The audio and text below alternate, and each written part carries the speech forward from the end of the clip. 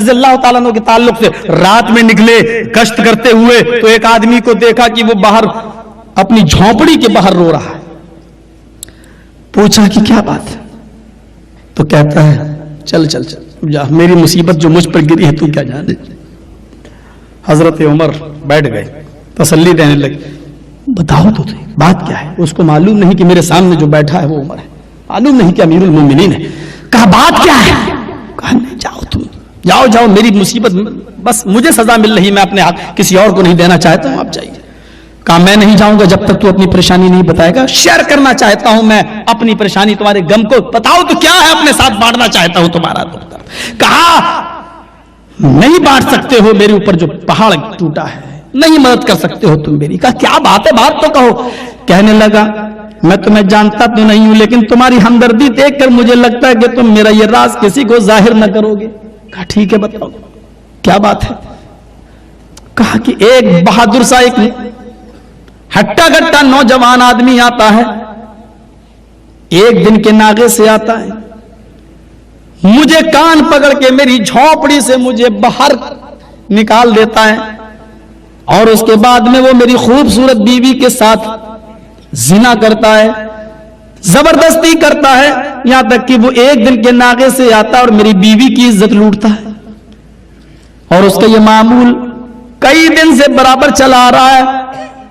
آج میں سوچ رہا ہوں کہ میں کیا کروں. سوچتا تو روزانہ ہوں لیکن میں کچھ کر نہیں سکتا, کیونکہ وہ اتنا اٹا کٹا ہے کہ میں اس کو مار نہیں سکتا.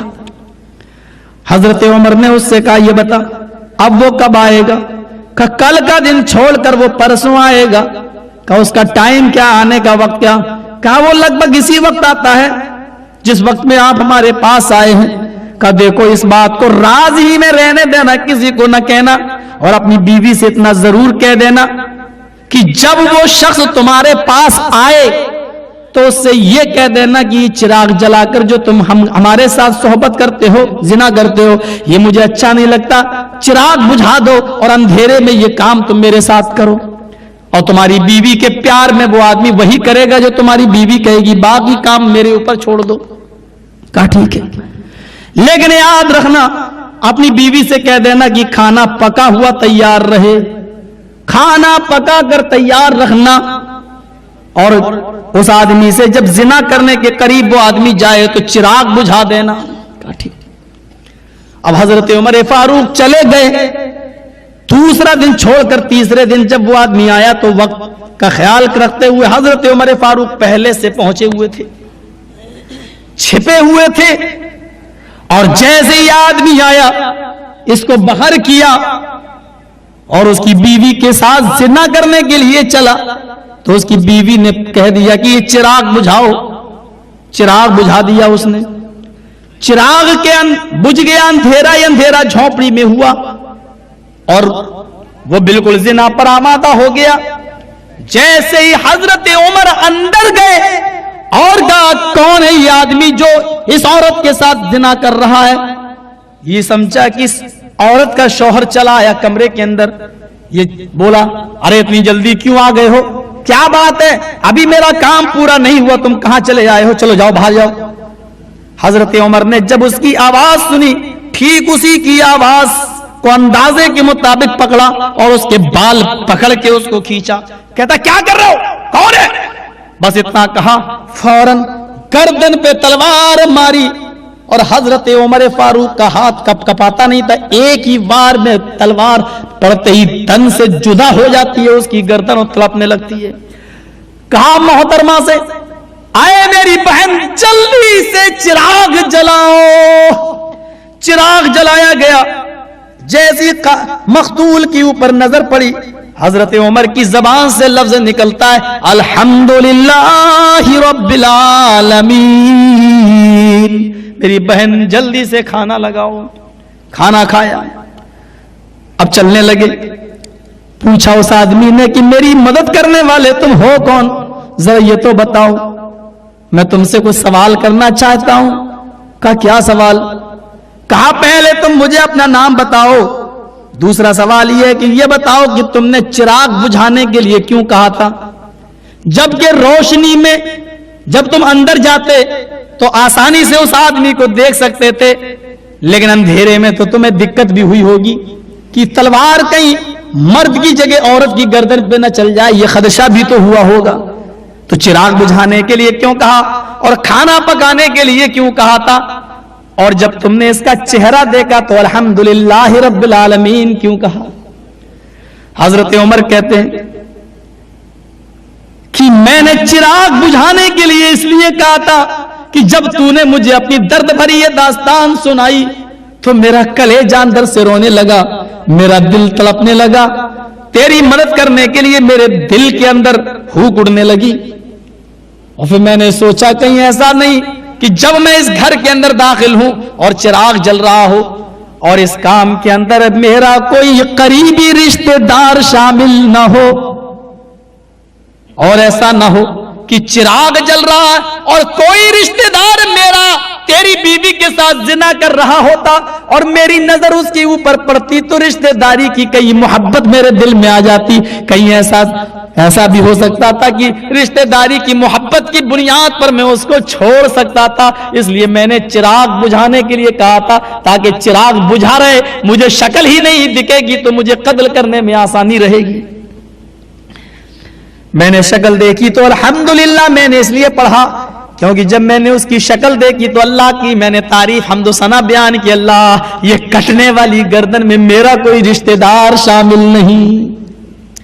کھانا میں نے اس لیے مانگا ہے کہ جب سے تو نے مجھے اپنی یہ درد بھری داستان سنائی اسی وقت میں نے اپنے دل میں یہ طے کر لیا تھا عمر تیری حکومت میں، تیری سلطنت میں، تیرے زمانے میں ایک آدمی پریشان ہے، مجبور ہے اور تو کھا رہا ہے، تو پی رہا ہے. میں نے یہ تصور اپنے دل میں کر لیا تھا جب تک اس آدمی کو قتل نہیں کر دوں گا اس وقت تک کوئی کھانے کا لقمہ میں اپنے حلق کے نیچے نہیں اتاروں گا. میں بہت بھوکا تھا اس لیے میں نے کہا تھا کھانا بنا کے رکھنا، اور جب میں نے اس کی گردن کاٹ ڈالی تن سے جدا کر دی تو سب سے پہلے میں نے کھانا مانگا، اس لیے کہ 2 دن سے میں بھوکا اور میں نے کھانے کے لقمے کو اپنے حلق کے نیچے نہیں اتارا. ہمدردی کی یہ مثالیں بھی ہیں. ہم نے کیا سیکھا ہے؟ المسلم من سلم المسلمون من لسانی و یدی. مسلمان وہ ہے کہ جس کے ہاتھ سے اور جس کی زبان سے دوسرے مسلمانوں کو تکلیف نہ پہنچے. ہم تو پھر بھی مسلمان ہیں، تکلیفیں دیتے چلے جا رہے ہیں، قرابت داری رشتہ داری سب توڑتے چلے جا رہے ہیں، پھر بھی ہم مسلمان ہیں. وہ واقعہ اٹھاؤ کہ ایک شخص ہجرت کر کے یہ لوگ مدینہ پہنچ رہے ہیں، مکے سے مدینہ. حضرت عمر فاروق کا غلام بھی اپنی بکری کو پانی پلانے کے لیے جا رہا ہے اور مہاجروں کا ایک شخص بھی، ایک مہاجر بھی اپنی بکری کو پانی پلانے جا رہا ہے. تالاب پہ جھگڑا ہو جاتا ہے. مہاجر کہتا ہے پہلے میں اپنی بکری کو پانی پلاؤں گا، اور عمر فاروق کا غلام کہتا ہے کہ پہلے میں پانی پلاؤں گا کیونکہ یہ پانی، یہ گھاٹ، یہ تالاب میرے مالک کا ہے. مہاجر کہتا پہلے میں آیا ہوں، پانی میں پلاؤں گا. حضرت عمر فاروق کے غلام نے تھپڑوں سے مہاجر کے مار دیا. وہ یہاں سے چیخا یا اہل المہاجر، آئے مہاجروں میری مدد کے لیے نکلو. وہ یہاں سے چیخا یا اہل الانصار. چھوٹا سا 9-10 سال کا بچہ یہ منظر دیکھ رہا تھا، بھاگتے ہوئے گیا. اللہ کے نبی مسجد میں قرآن کی تلاوت میں مصروف تھے. کہنے لگا یہ لڑکا اے اللہ کے نبی آپ قرآن پڑھ رہے ہیں. انصاریوں نے، مہاجروں نے تلواریں نکال لیے، ایک دوسرے کی گردن مارنا چاہتا ہے. اے اللہ کے نبی جلدی کیجئے کہیں دیر نہ ہو جائے اور خون خرابہ نہ ہو جائے، معاملہ بہت آگے بڑھ چکا ہے. اللہ کے نبی صلی اللہ علیہ وسلم اٹھتے ہیں، تیزی کے ساتھ قدم بڑھاتے ہیں. وہ میرا نبی کبھی نماز کے لیے اتنی تیز نہ دوڑا جتنا ان لوگوں کو آپس میں ملانے کے لیے اور ان میں مصالحت پیدا کرانے کے لیے آپ دوڑے. حدیث کے الفاظ ہیں آپ گئے تو اتنی تیز گئے کہ آپ جس کاندھے پر چادر اوڑے ہوئے تھے وہ چادر ایک کھوٹی سے ٹکرا جاتی ہے اور چادر آپ کے کندھے سے کھسک کر زمین کے اوپر گر جاتی ہے. یہ وہ چادر ہے جب جب میرا نبی اپنے کاندھوں پہ ڈال لیتا تو عرش والا بھی آئے محمد کے بجائے یا ایھا المزمل کہہ کر پکارتا ہے، آئے چادر اوڑھنے والے، آئے کمبل اوڑھنے والے. آج وہ چادر زمین کی اوپر گر گئی. بچے نے کہا، دوسرے ساتھیوں نے کہا اس چادر کو اٹھا لو، گر گئی. اور آپ بڑھتے جا رہے ہیں کہ چادر اٹھاؤں گا تو دیر ہو جائے گی. اتنی دیر میں ایک بھائی دوسرے بھائی کو قتل نہ کر دے، ایک مسلمان دوسرے مسلمان کو قتل نہ کر دے. آپ پڑھتے گئے، چادر بھی آپ نے نہیں اٹھائی. وہ بچہ چادر اپنے ہاتھ میں لے کے جا رہا ہے. اللہ کے نبی چشمے صدر میں فوراً پہنچ جاتے ہیں اور انصار و مہاجروں کے بالکل بیچوں بیچ میں کھڑے ہو جاتے ہیں. صحابہ کی نظریں محمد کے نورانی چہرے پہ پڑی. اس خوبصورت چہرے پہ پڑی جس خوبصورت چہرے کو دیکھ کر کبھی حسان ابن ثابت نے کہا تھا وَأَحْسَنُ مِنْكَ لَمْ تَرَقَتُ عَيْنِي وَأَجْمَلُ مِنْكَ لَمْ تَلِدِ النِّسَاء. اے میرے حبیب، آپ اتنے خوبصورت ہیں کہ میری آنکھوں نے آپ سے زیادہ حسین کسی کو نہیں دیکھا. آپ اتنے خوبصورت ہیں کہ میری آنکھوں نے آپ سے زیادہ جمیل کسی کو نہیں دیکھا. آپ اتنے حسین ہیں کہ دنیا کی کسی عورت نے آپ سے زیادہ خوبصورت بیٹا بچہ پیدا ہی نہیں کیا. یہ خوبصورت چہرہ صحابہ کی آنکھوں کے سامنے آ گیا. بیچ میں محمد رسول اللہ کھڑے ہیں، ننگے کاندھے ہیں، پیٹھ خالی ہے، آپ کے جسم پر کپڑا نہیں ہے، صرف آپ کی لنگی بندھی ہوئی ہے اور جسم آپ کا اوپر کا حصہ آپ کا کمبل اور چادر سے آ رہی ہے. اس حال میں نظر پڑی، وہ میرے نبی کو دیکھ کر صحابہ پریشان ہے. آپ نے کہا تلوار ہاتھ میں لو، اور ایک دوسرے کو مارنے کا پلان بنا چکا ہے، منصوبہ کر چکا ہے. ہم نے ایک کرنے کے لیے 13 سال کی محنت کی اور تم نے آپس میں ایک دوسرے کو مارنے کے لیے تلواریں اٹھا لی. کہا اللہ کے نبی ہٹ جائیے آپ راستے سے. ان لوگوں نے یہ مہاجر مکے سے اور مدینے والوں پر حملہ کرے، یہ ہمیں چڑھائیں، ہمیں مارے. اور مہاجر اور انصار یہ مہاجر مکے سے آنے لگے اور ہم ہی کو آنکھیں دکھانے لگے. اے اللہ کے نبی آپ ہٹ جائیے راستے سے. آپ نے کہا ہٹ جاؤں گا، تم ایک دوسرے کو مارو، اٹھاؤ تلواریں. اے انصاریوں مارو مکے والوں کو، مہاجروں کو. اے مہاجروں اٹھاؤ مارو ان انصاریوں کو، ان مدینے کے لوگوں کو. لیکن یاد رکھنا کوئی تلوار اس وقت تک نہیں چلے گی، سب سے پہلے تمہاری تلوار پہلے محمد کی گردن پہ چلے گی. میرے جیتے جی اور میری زندگی میں کوئی کسی کو نہیں مار سکتا. اگر تم ایک دوسرے کو مارنا چاہتے ہو تو سب سے پہلے یہ تلوار محمد کی گردن پہ چلاؤ. جب نبی کا نام آیا